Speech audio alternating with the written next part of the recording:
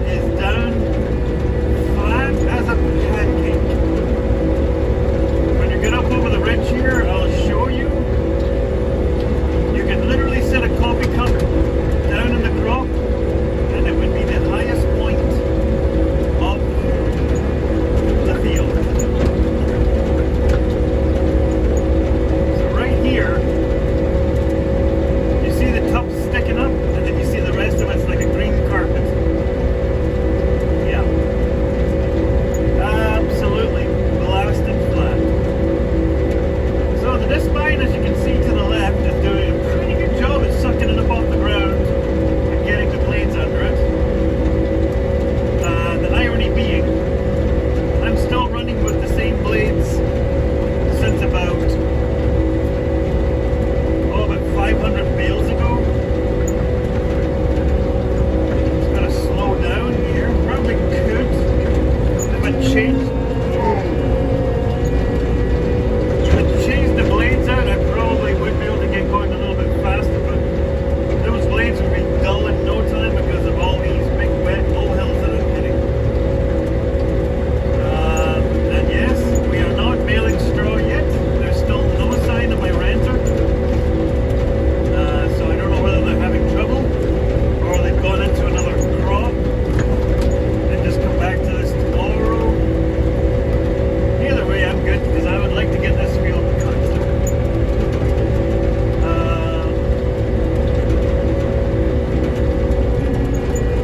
Yeah, like I said, if it wasn't for those blasted molehills,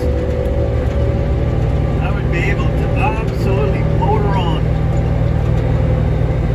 So I'm going to show you, hope I can do this without switching the camera off.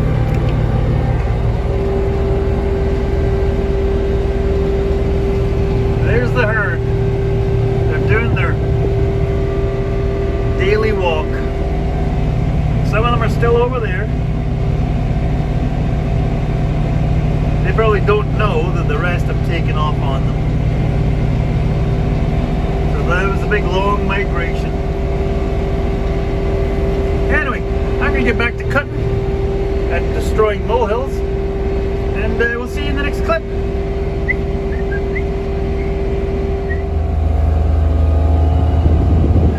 Okay, I just wanted to stop here quickly and show you this. The reason why this field is going to get all the manure dropped on it again this year, and then it's going to get plowed up. If you look out there, you go, that field did good and grazed down. Yeah, it got good and grazed down till the end of July. You look at the amount of rain we've had, and you look what's out there. It looks like we just pulled the cows out of there. It hasn't had cows in it on it in 2 months.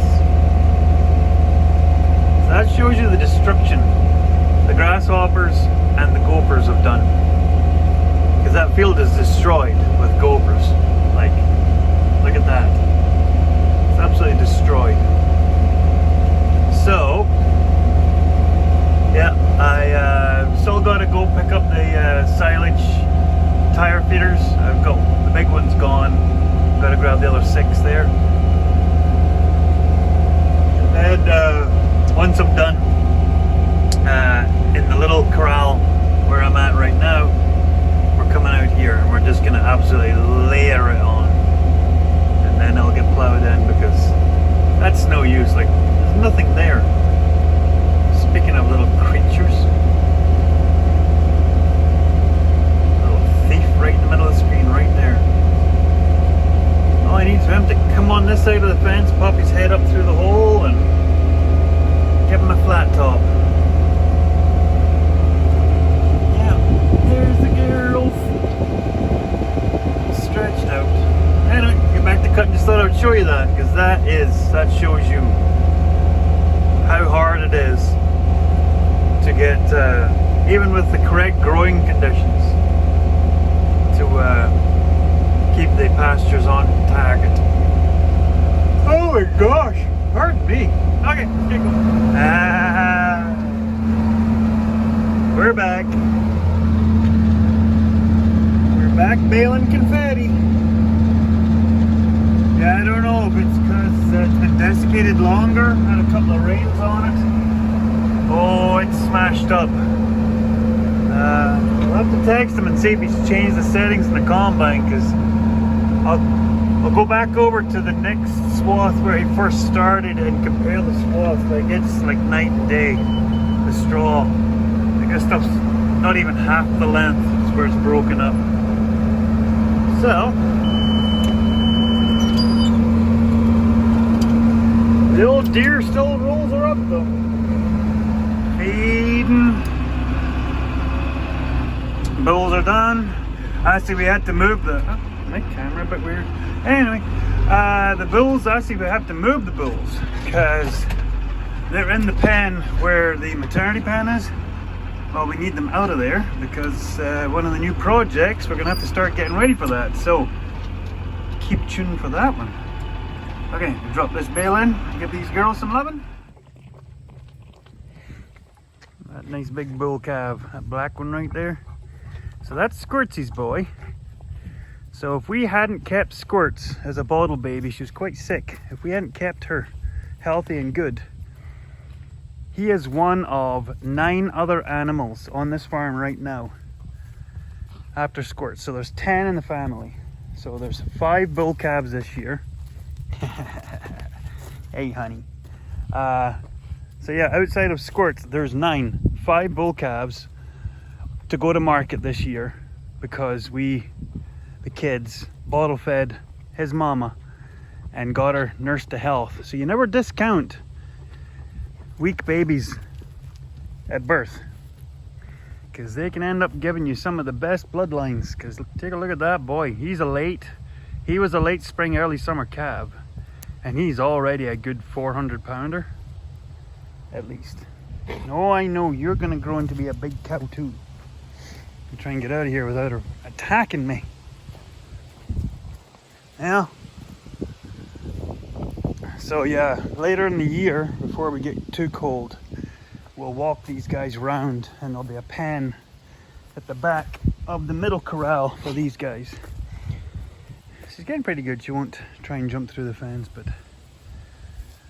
now this idea of putting this little forever pen here and then that gateway out to the L, that's worked really good for us. I'm hoping not to have this many cows out here. Well, there's only 8 right now, but there was 10 at one point. So anyway, let's get on with the day. And we're back in the cab. And there's how it goes. Yeah. I'm actually amazed they're not heading away to the south end. There's a bluff of trees around the corner that gives shelter from the sun to the north and to the east, that direction. I'm actually surprised they're not. Well, actually, they're kind of slowly making their way over there. My renter, Peter, is back combining. Fingers crossed, they will be wrapped up today. Baled fairly late last night. We're almost at 500 straw bales. I like to get over 600 anyway, new bales. We do have a couple of hundred old bales left from 3 years ago now. So the reason I am not baling, well, I want to get this cut on the ground now while it's warm. And the other reason is why I'm not baling is it is warm. It's to be 28, it's about 25 or 26 already. Might actually have to be 28 by now. And now we can make that out. There is a breeze. So if I can help it, I would rather not be in a field with crop in it when it's tinder dry. Because believe you me, that field is powder dry. When it's really hot and it's a breeze, because you know old balers, they like to spit out hot stuff. So I'm going to work on get this cut, and if I have time even then, I'm going to go in there and go and cut whatever's to be cut there, and then this guy will be done for the year. Fingers crossed, that should be everything. So we're going to get going, and you guys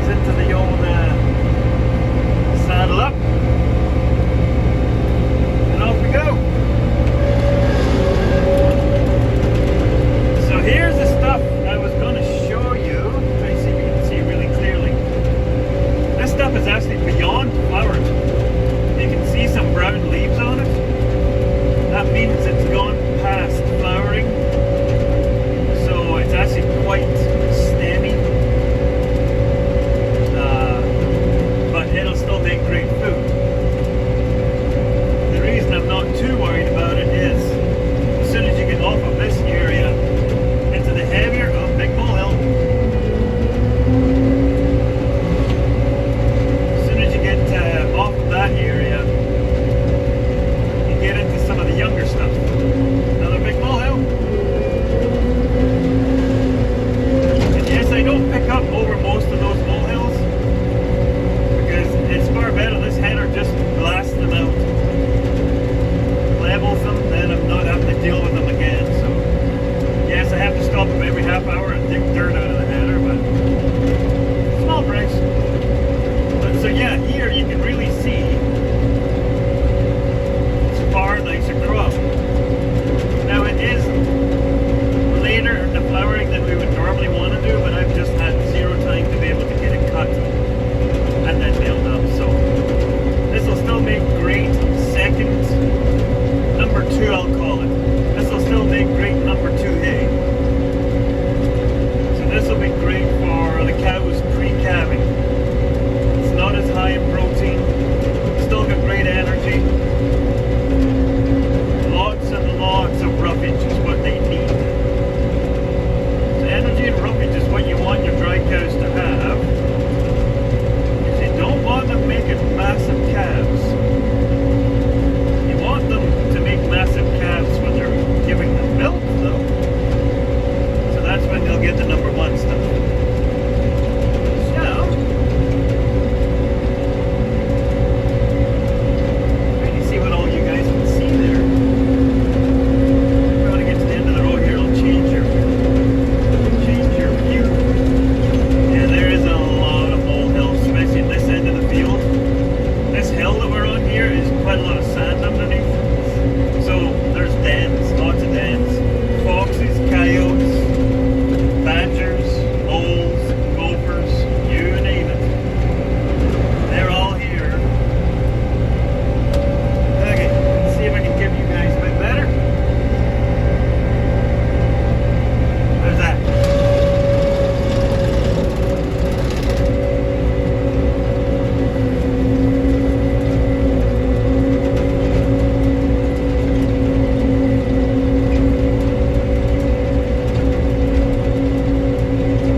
So yeah, it is now Wednesday, and I owe everybody a massive apology because I edited last night's or yesterday evening's video while I was in here. Now, the clip where I was thanking Liam for all the hard work he did in the corral, because the video starts out great, I just assumed the rest of the video was fine and not corrupted. So, sorry for giving everybody 60s or 70s flashbacks of Woodstock or something. Oh my gosh. Yeah. So, it never even occurred to me why the video was like an extra 8 minutes long. Never even occurred to me. But like I was saying in some of the comments, I've been due to change my phone for a while. I thought we could just get away with putting a new battery in my phone, but I think the phone it's done. Now, this phone has been dropped, kicked, sat on, gotten wet, all of the above, so yeah. Plus, I think it's an iPhone 7. What are we at? iPhone 463? So, yeah.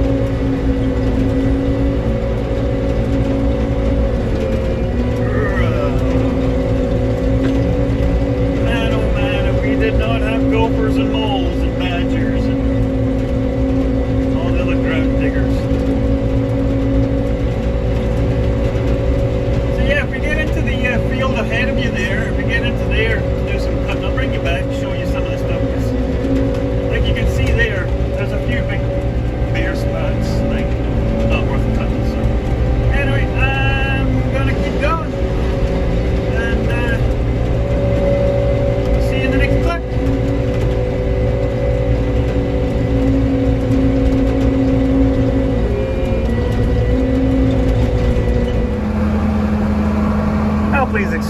for a slight intermission in the wheat field. I wouldn't normally be out here today. I think I covered this in the last section. Well, it's very hot, very windy. But Peter needs me to knock this swath, bale it up, and get the bales out of the way because he has this strip along the edge of the field. Well, along the edge of the shelter belt. It's kind of a pity that it has to be like this, but I think he comes down there that way he doesn't have to put the whole width of the header by the trees. But I just back up, drop my bales off of where I think his header will be. Hopefully I get it right. And so yeah, I've just got 2 rows to do. The downside is that after the dew came down last night, he was dropping these swaths up very high. Like, they're ridged right up. But if you can see over there, they lay flat out. Now, I think that's just because it's drier, and plus the wind is sort of hitting the back of the combine. Big kitty cat. So, so that's the biggest problem here is every so often, because it's so dense in one spot, it'll chatter the head, the header on the baler. So I've got to go slow, which sucks. And right now I've got to only bale one direction because I can't bale running north because the chaff will just fill the radiator and the air intake. So anyway, keep going.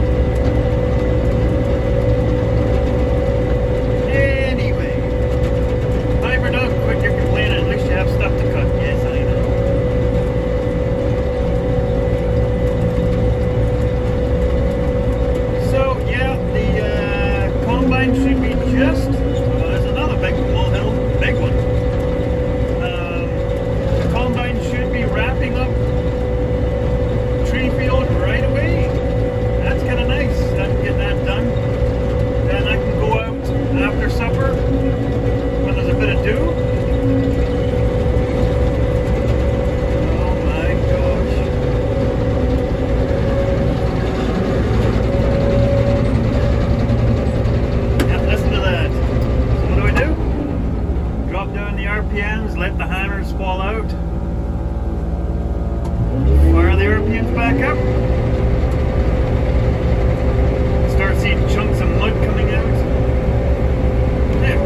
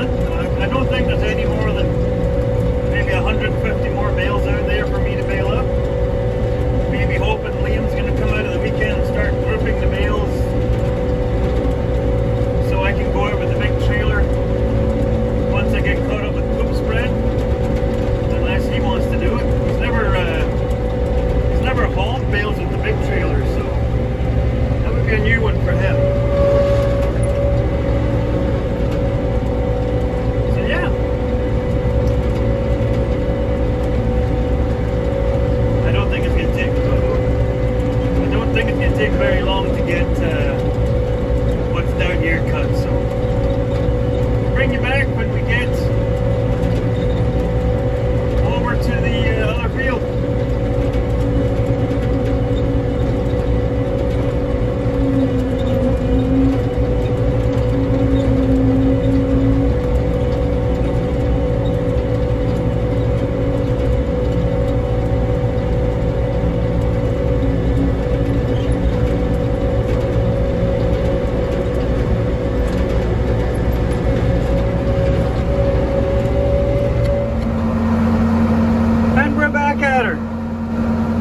Combine is done.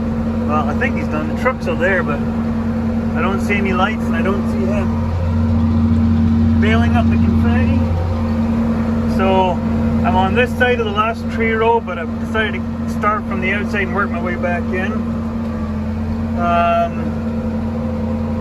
Yeah, I'm pretty sure 2 evenings I should be able to get this all wrapped up. And then we'll get to, once I put the rake on, because I'll be raking the hay, I'll come over and try the straw.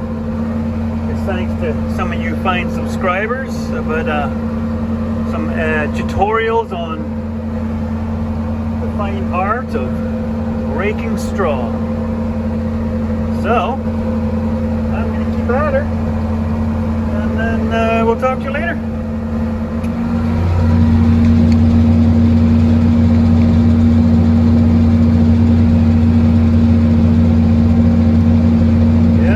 Just confetti.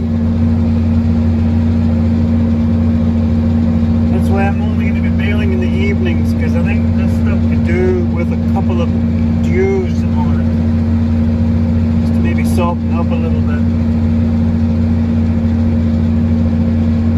So that says at about 550 bales on this half section. I've probably got about another, at least another 50 to 80 to do here, and then there's the stuff that I need to rake. So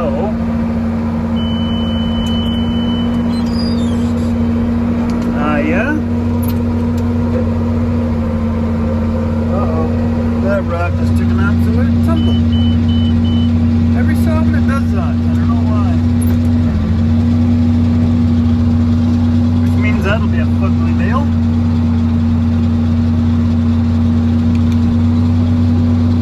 Always by the road. Hey, neighbor man. So that's going to be me for the night. So thanks for watching, everybody. Hopefully this video behaved. We didn't give anybody any trippy experiences. And we'll see you in the next video. Bye.